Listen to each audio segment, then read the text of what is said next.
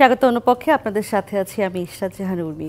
নারীর অধিকারের সংগ্রাম আর নিরন্তর মর্যাদা প্রতিষ্ঠার বিভিন্ন দিক নিয়ে এই অনুষ্ঠানে কথা বলি। নারীর সাফল্য ব্যর্থতা, এই সমাজে নারীর এগিয়ে যাওয়ার প্রতিবন্ধকতার ধরন আর সেই প্রতিবন্ধকতা পেরিয়ে সমতার লক্ষ্যে নারীর অপ্রতিরোধে এগিয়ে যাওয়ার প্রচেষ্টাকে তুলে ধরি আমরা। নারীবাদ আর নারী অধিকার এই সমাজ এবং পুরো বিশ্বে কী চেহারায় আছে অন্যপক্ষ চেষ্টা করে তা খুঁজে দেখতে। বিশ্ব চলচ্চিত্রের মর্যাদাপূর্ণ আসর কান ফিল্ম ফেস্টিভ্যালে বাংলাদেশ থেকে বিচারক হয়েছেন সিনেমা সমালোচক সাদিয়া খালিদ রীতি। সারা বিশ্ব থেকে বাছাই করা 9 জন বিচারকের একজন তিনি। বেশিরভাগ সময়ই কানে নায়িকাদের পোশাক আর গ্ল্যামার নিয়ে গণমাধ্যম ব্যস্ত থাকায় উজ্জ্বল থেকে যায় নারীর কথা বলা বিভিন্ন চলচ্চিত্র। অর্থাৎ এখানেও কি নারীর বাহ্যিক বিষয়কেই কেবল গুরুত্ব দেওয়া হয়? আজ চলচ্চিত্র সমালোচক ও চিত্রনাট্যকার সাদিয়া খালিদ রীতি এবং চলচ্চিত্র নির্মাতা শামীম আক্তার আছেন আমাদের সাথে। অন্য পক্ষে আমরা আলোচনা করব চলচ্চিত্র শিল্পে নারীর এজেন্সি কোথায় এই বিষয়ে।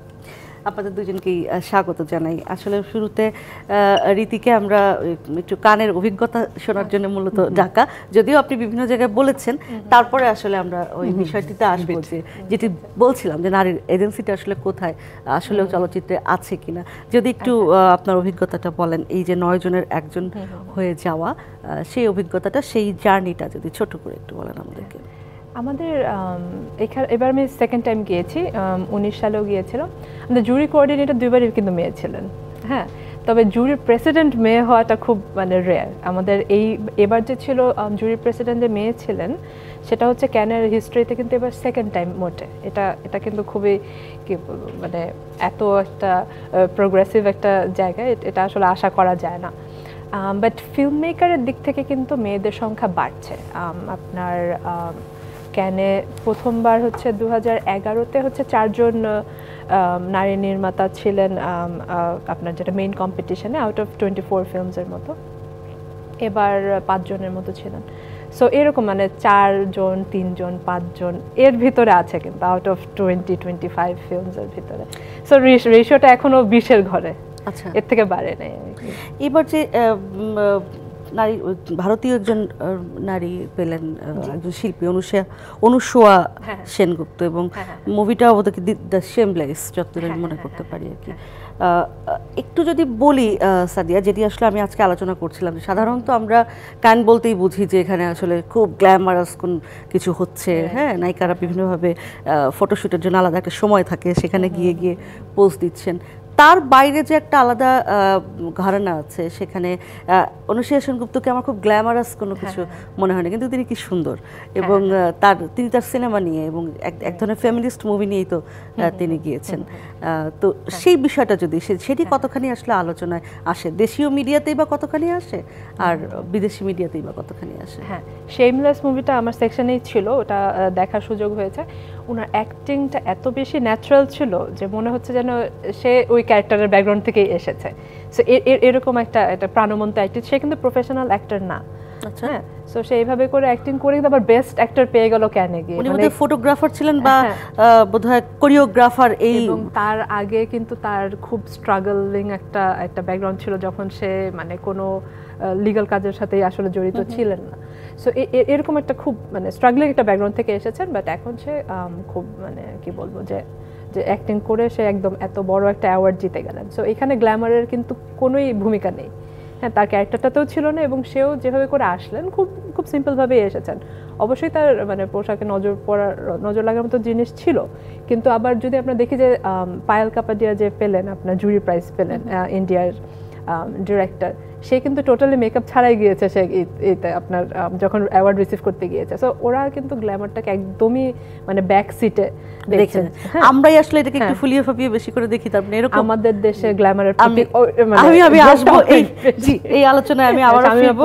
হ্যাঁ, শামীম আক্তার, আপনি যদি একটু, যেখানে আসলে আমরা আসলে যে বিষয়টা নিয়ে আজকে কথা বলছি, যে চলচ্চিত্র শিল্পে নারীর এজেন্সি কোথায়, মানে নারীর আসলে কি এখানে আছে? আমরা শুধু দেখি যে নারী মানে নায়িকা হবে, তার গ্ল্যামার হবে, তার ক্যামেরা প্রেজেন্স মানেই হচ্ছে এক ধরনের এখন যেটিকে বলে যে আইটেম হিসেবে ই করা, বা খুব মানে শক্তিশালী নারী ক্যারেক্টারও যদি হয় সেখানেও কোনো না কোনো একটা মশলা লাগে, তা না হলে ঠিক যেন জমে না।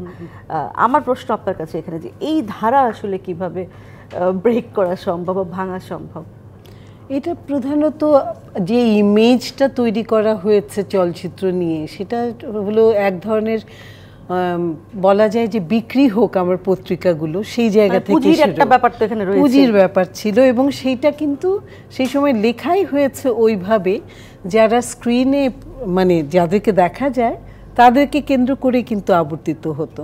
সুতরাং পেছনে যারা ছিলেন সবসময় তারা কিন্তু অন্ধকারেই রয়ে গেছেন, যে কারণে আমরা ইদানিং যখন খুঁজতে যাই তখন দেখা যায় যে আমাদের এখানে কোন নারী প্রথমে চলচ্চিত্রের সঙ্গে যুক্ত ছিলেন তাকে নিয়ে তখন টানা হ্যাচড়া শুরু হয়ে যায়। মানে রেবেকার কথা বলছি। তা এইরকম একটা জায়গা থেকে আজ অবধি যারা আসছে, এটা কিন্তু সিনেমাটা একটা কঠিন জায়গা। হ্যাঁ, সেখানে আমার মনে পড়ে যে আমাদেরই একজন বলছিল যে আমি যে এভারেস্টের চূড়ায় উঠি সেই সময় আমার যে পরিমাণ কায় ক্লেশে ওখানে পৌঁছতে হয়, সেটা না করে আমাকে ইমেজটা তৈরি করা হয়, সেলিব্রিটি ইমেজটা। এবং ওই জাঁকজমক চাকচিক্য ওটার উপরে দেওয়া হয়। তো সামগ্রিকভাবে চলচ্চিত্রে আমাদের নারীরা অনুপস্থিত, এত বড় একটা ক্ষেত্র যেটা ইন্ডাস্ট্রি হয়ে ওঠার সম্ভাবনা ছিল, সেই জায়গাটাকে নারীর অনুপস্থিতি কিন্তু সত্যি কঠিন। মানে আমার এখনও পর্যন্ত সেখানে তৈরি হয়নি। জব মার্কেট এখানে রয়ে গেছে, কিন্তু সেটা যেহেতু নিরন্তর নয়, নিয়মিত নয়। এটার কারণ কি আমি আপনার কাছ থেকে শুনবো আবারও। আমি আবার একটু রীতির কাছে ফিরতে চাই, যেখানে ছিলাম যে তার মানে আমাদের গণমাধ্যম এবং সাবকন্টিনেন্টের গণমাধ্যম যদি বলি, একটু মানে ক্যান বা অস্কার, এখানে আসলে যতটা না মুভির কথা হয়, সিনেমা নিয়ে আলোচনা হয়, বাংলাদেশের অথবা সাবকন্টিনেন্টের গণমাধ্যমগুলোতে আমরা যেন একটু বেশি ব্যস্ত থাকি কি পোশাক পরলেন একজন নায়িকা অথবা অভিনেত্রী, সেগুলো নিয়ে। তার মানে আপনি বলতে চাচ্ছেন যে সেখানে আসলে এতখানি না, আসলে না। কারণ হচ্ছে যে আপনার ক্যানে তো ইউরোপিয়ানরা রেগুলার যাওয়া আসা করে, আমাদের কিন্তু যাওয়া আসাটাও হবে না। আমরা সেই টিভিতে যেটা দেখছি, হ্যাঁ, সেখান থেকে আমরা একটা আইডিয়া করে নেওয়ার চেষ্টা করছি। সো ওখানে যেটা হয় কি যে আমরা যেটা চোখে দেখছি সেটা তো গ্ল্যামারটা তো চোখে লাগছে বেশি, আমরা তো সিনেমাটা দেখতে পাচ্ছি না যে সিনেমাটা আসলে ক্যানে যাচ্ছে। হ্যাঁ, সো আমরা ওখানে তার মানে এটা গণমাধ্যমেরও খুব একটা দোষ দেওয়া যায় না এরকম। গণমাধ্যমের দোষ আমি দিব একটু করে, হ্যাঁ, কারণ হচ্ছে আমি দিতে চেতাম না, আমি নিজেও গণমাধ্যম কর্মী, আমি দিতে চেতাম না, কখনোই দিতাম না। সবসময় বলতাম যে আমাদের আসলে এত কনস্ট্রেন্টের মধ্যে কাজ করতে হয়, আমাদের বেতন ভাতা এত কম যে ভালো মানুষদেরকে আমরা রিটেন করতে পারি না, বিভিন্ন কারণে আমাদের মানে গণমাধ্যম কর্মীদেরকে কখনোই ব্লেম করতাম না। কিন্তু এবার দেখলাম কি যে ওই যে আপনার ওই ভিউ টার্গেট মিট করতে গিয়ে মানুষজন দেখা যায় যে ওই মুখরোচক কাহিনীটাকেই বেশি করে তুলে ধরছে। হ্যাঁ, এই যে পায়েল কাপাডিয়ার ব্যাকগ্রাউন্ড সম্বন্ধে আমরা কতটাই বা জানি, হ্যাঁ, কিন্তু আমরা কিন্তু ওই যে ঐশ্বরিয়া যে আপনার একটা হাতে একটা কাস্ট পরে গেল, তার জামাটা যে দেখতে ভালো লাগলো না এবার, এটা নিয়ে কিন্তু আমাদের অনেক বেশি আলোচনা হচ্ছে। বা ওখানকার একটা ইনফ্লুয়েন্সার 20 কেজি ভারের একটা জামা পরে গেল, সেটা নিয়ে কিন্তু আলোচনা বেশি। অথবা আমাদের এখানকার একজন অভিনেত্রী গিয়েছেন, তিনি কি কি পোশাক পরেছেন, হ্যাঁ, প্রতিদিন সেটা নিয়ে নিউজ, কিন্তু আসলে তার কাজ কি সেটা খুব একটা, কিন্তু সেটা নিয়ে আমাদের ইন্টারেস্টও ছিল না, মানে ভিউজ পাওয়ার জন্য সেটা মানে ইম্পর্টেন্ট ছিল না। আমাদের এখন গণমাধ্যমের টার্গেটটা হয়ে গেছে সেই ভিউ টার্গেটটা ফিল আপ করা। একদম শামীম আক্তার, সেই এই জায়গাটাতে যে আপনি যেটি বলছেন সেখান থেকে আসলে সেগুলোর কারণটা কি? মানে এই যে নেই এত বিশাল একটা ইন্ডাস্ট্রিতে নারীরা, এখনো শামীম আক্তারকেই আমাকে কিন্তু খুঁজে নিতে হয়। হ্যাঁ, এটার কারণটা কি বলে মনে করেন? প্রধানত যেটা হয়েছে যে যে কোনো ক্ষেত্র পারফর্মিং আর্টসটা, ওইটা তো বলা যায় যে এক ধরনের নিজের নিষ্ঠা, ইচ্ছে এবং আগ্রহ থাকতে হয়। হ্যাঁ, তা এই ফিল্মকে যেইভাবে যে ইমেজে বন্দি করা হয়েছে এবং যে ধরনের তার নেপথ্য কাহিনীগুলোকে যেভাবে তুলে ধরা হয়েছে, তাতে মনে হয় যে সমাজে বোধহয় নিকৃষ্ট যা কিছু হচ্ছে সেটা শুধু মানে চলচ্চিত্র অঙ্গনেই হচ্ছে। এই কারণেই চলচ্চিত্র অঙ্গনে যখন আমরা আমাদের বাড়ি থেকে আসতে চেষ্টা করেছি, তখনই দেখা গেছে যে একটু এক ধরনের তখনই অচ্ছুত হওয়া শুরু হয়ে যায়। তা এখনো পর্যন্ত ওই গণ্ডি থেকে বেরুতে সবাই পারেননি, যে কারণে নারীরা এই ক্ষেত্রে যে কোনো কিছু হতে পারে খুব একটা বেশি দিনের নয়ও আমাদের ইতিহাস, সেক্ষেত্রটা সেইভাবে জমজমাট হয়ে ওঠেনি এবং নানাভাবেই যেটা বলে যে মানে পচানোর একটা ব্যাপার, এবং যারা আসছেন তারা গ্ল্যামারকেই শুধু দেখাতে আসছেন। আমি আবারও আসবো আপনাদের সাথে আলোচনা, একটা বিরতির সময় পৌঁছে গেছি। অন্য পক্ষে একটা বিরতি নিচ্ছি, সঙ্গেই থাকুন, ফিরছি বিরতির পর। স্বাগত জানাচ্ছি অন্য পক্ষে। আজ আলোচনা করছি চলচ্চিত্র শিল্পে নারীর এজেন্সি কোথায়, এই বিষয়ের সাথে আছেন চলচ্চিত্র সমালোচক ও চিত্রনাট্যকার সাদিয়া খালিদ রীতি এবং আছেন চলচ্চিত্র নির্মাতা শামীম আখতার।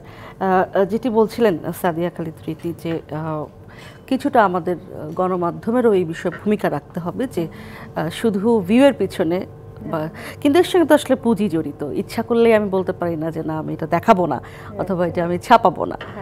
তো সেক্ষেত্রে আসলে কি করা যেতে পারে বলে মনে করেন? আমাদের একটা ব্যালেন্স করার দরকার। লাইক আপনি যদি মুখরোচক একটা নিউজ দিলেন, হ্যাঁ, বাট সাথে সাথে আপনার যেটা ইম্পর্টেন্ট সেটাকে আমরা টোটালি বাদ দিয়ে না যাই, যেটা আমরা অনেক ক্ষেত্রে করে থাকি। যেমন এবার বাংলাদেশ থেকে কিন্তু 2 জন গিয়েছেন স্কো প্রডিউসার, যাদের সিনেমাটা শর্ট ফিল্ম ক্যাটাগরিতে সিলেক্ট হয়েছিল ক্যানে। হ্যাঁ, তো ওটা নিয়ে কিন্তু নিউজ জানি না তো আসলে জানি না। হ্যাঁ, কিন্তু কে কোন জামা পরে গেছে আপনি তো সবটা জানেন। হ্যাঁ, প্রত্যেকদিন কি জামা পরে সেটা আপনি জানেন। হ্যাঁ, সো হ্যাঁ, এইটাও তো মানে আমাদের ব্যালেন্স করতে পারছে। মুখরোচক একটা গল্প লাগবে যেটা আমাদের ভিউ টার্গেটটা ফিল আপ করতে সাহায্য করবে, কিন্তু ভিউ টার্গেটের বাইরেও আমাদের যেটা ইম্পর্টেন্ট নিউজ সেটাকেও আমাদের জায়গা দিতে হবে। সো এই জিনিসটা আসলে ব্যালেন্স করলে কিন্তু আমাদের, আমার মনে হয় যে মানে সততার সাথে এই কাজটা করা যায়। শামীম আখতার, আসলে কি মনে হয় এই ভিউ টার্গেটের যুগে যে শব্দটি বলছিলেন সাদিয়া একটা রীতি, সেই সময় এসে আসলে চলচ্চিত্রে নারীর এজেন্সি খোঁজা এটা কি এক ধরনের বোকামি কিনা? ভিউ টার্গেট টোটালি ম্যানিপুলেটেড একটা ব্যাপার। হ্যাঁ, মানে ম্যানিপুলেটেড এই জন্য যে আমি কাকে ফোকাস করব এবং তাকে নিয়ে যদি বলি নিরন্তর মানে সব জায়গায়, তাহলে দেখা যাবে সেটাই ক্রিয়েটেড হবে, সেটাই ছড়াবে। তা আমাদের মানে যে ফোকাসে আনা, যেমন আমি বলছি যে তখন অনেক গ্ল্যামারাস ছবিও হয়েছে, কিন্তু জীবন থেকে নিয়ে কেন ফোকাস আসলো? শুধু কি সময়ের দাবি? পলিটিক্যাল একটা উইলও বটে। তা ওই আদর্শিক জায়গাটা যদি থাকে যে আমি লক্ষ্য করি যে ভালো জিনিস আমার দেশে হোক, ভালো যারা করছে তাদেরকে ফোকাসে আনবো, তাহলে তো অবশ্যই সেটা ছড়াবে, সেটা মাল্টিপ্লাই করবে।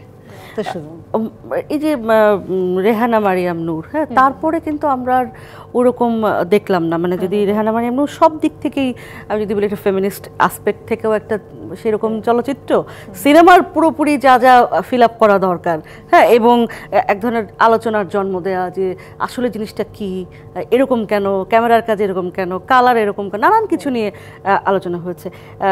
এই যে এখানে এবং এখানে বলা হচ্ছে যে নারীর একটা এজেন্সি কিন্তু আছে রেহানা মারিয়াম নূরে। এই ধরনের চলচ্চিত্রগুলো আপনার কি মনে হয় বাংলাদেশ থেকে কম কেন? আপনি চলচ্চিত্র সমালোচক হিসেবে কি মনে করেন? রেহানা মারিয়াম নূর তো ক্যানের একমাত্র বাংলাদেশের সিলেক্টেড, অফিসিয়ালি সিলেক্টেড সিনেমা, এর আগেও ছিল না, পরেও ছিল না। হ্যাঁ, তো এটা আমি দেখেছিলাম থিয়েটারে বাংলাদেশে, হচ্ছে মানে আমাদের লোকাল অডিয়েন্সের সাথে, এবং সেখানে কিন্তু এক্সপিরিয়েন্সটা ভালো ছিল না। মানে আমাদের অডিয়েন্সরা ফেমিনিস্ট স্টোরিটা এখনো নিতে পারে না। আমরা এত বেশি পেট্রিয়ার্কাল একটা আপব্রিঙ্গিংয়ে বড় হয়েছি, আমাদের হয়তো এটা থেকে বের হয়ে আসতে আরও সময় লাগবে। আমাদের এখনকার যে শামীম আপুরা যে এম্পাওয়ার্ড একটা জেনারেশন ক্রিয়েট করেছে, বা এখন আরও নতুন মানুষজন আসছে এই লাইনে, হয়তোবা আস্তে আস্তে এর পরের জেনারেশন হয়তো বা ফেমিনিস্ট পয়েন্ট অফ ভিউটা নিতে পারবে। কিন্তু এখন পর্যন্ত কিন্তু ওই যে ওই নারী বিদ্বেষী কাহিনীটা, সেটাই কিন্তু মাসের পর মাস চলছে থিয়েটারে, এবং সেই মেকাররা একটার পর একটা সিনেমা বানিয়ে পেয়ে যাচ্ছেন। মানে টক্সিক ম্যাসকুলিনিটি দেখানো হচ্ছে, টক্সিক ম্যাসকুলিনিটি যেই দেখাবে সেই কাজ পাবে। কিন্তু আমরা যারা ফেমিনিস্ট গল্প বলবো তারা কিন্তু আসলে এই জায়গাটা শামীম আখতার, আমরা যেহেতু শেষের দিকে চলে এসেছি, যে আমরা দেখতে পাচ্ছি যে যারা আসলে নারী বিদ্বেষী গল্প বলছেন তাদের সিনেমা খুব রমরম করে চলছে এবং নারীদেরকে যতভাবে গালাগালি করা সম্ভব সেগুলো আসছে। এটা কি এক ধরনের, এটাও এক ধরনের আসলে রাজনীতি কিনা, যে ছড়িয়ে দেয়া নারী বিদ্বেষ সোসাইটিতে স্প্রেড করে কিভাবে? এভাবেই তো আধিপত্য রাখা। আমার আধিপত্যটা ক্রিয়েট করতে হলে পারে অপরপক্ষটা কি, যা সে হলো কি দুর্বল, এবং যেটা হয়েছে যে তার এতগুলো দোষ আছে যে সেগুলো নিয়ে সেগুলোকে মানে কি বলবো সারাক্ষণ পর্যবেক্ষণ করতে হয়। সুতরাং আমি যখন ওইটাকেই মানে বারবার করে রগর ঘটে তখন সেটাই মানে সত্য বলে সবাই ধরে নেয়। তাহলে বিকল্প বয়ান তৈরি করার দায়িত্ব তো আপনারা যারা ফিল্ম মেকার রয়েছেন তারা ক্ষুদ্র হাত, মানে এই চর্চার মধ্যে নারীদের আসতে হবে। যেমন রীতি, ও কিন্তু স্ক্রিপ্ট রাইটিং যেভাবে পড়ায় তাতে কিন্তু ওই ফোকাসগুলো নিয়ে আসছে। এরকম নারীরা আরও যুক্ত হোক, চলচ্চিত্র মানে শুধু নির্মাণ নয়, পাঠ এগুলোর সঙ্গে সংযুক্ত হলে পারে কিন্তু বদল আসবে।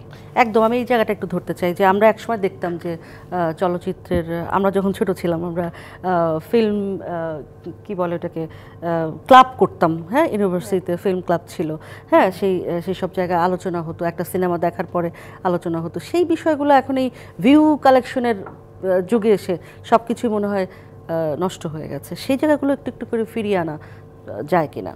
হ্যাঁ, ফিল্ম সোসাইটিজের যেই একটা আন্দোলন শুরু হয়েছিল আপনার ধরেন ইউরোপের দিকে তো 60s-এ খুব বেশি বড়ভাবে হলো, আর আমাদের তো স্বাধীনতার পরপরই তো হয়েছে। কিন্তু সেটা এখন হয়তো বা এটা একটু আমরা যখন বিশ্ববিদ্যালয়ে পড়ি তখন শেষের দিকে আর কি বিষয়টা। Right right right. হ্যাঁ, এখন সেই ধারাটা একটু মানে নিচে পড়ে যাচ্ছে। আর আমাদের এখন ওটিটির প্রাধান্যতা বেশি, এবং সেখানে খালি ড্রাগস, সেখানে খালি মার্ডার, সেখানে মেয়েরা ভিকটিম, সো অথবা মেয়েরা ভিলেন। হ্যাঁ হ্যাঁ হ্যাঁ। সো এখন আসলে আমরা কি বলবো পিছনের দিকে চলে যাচ্ছে এসব ক্ষেত্রে।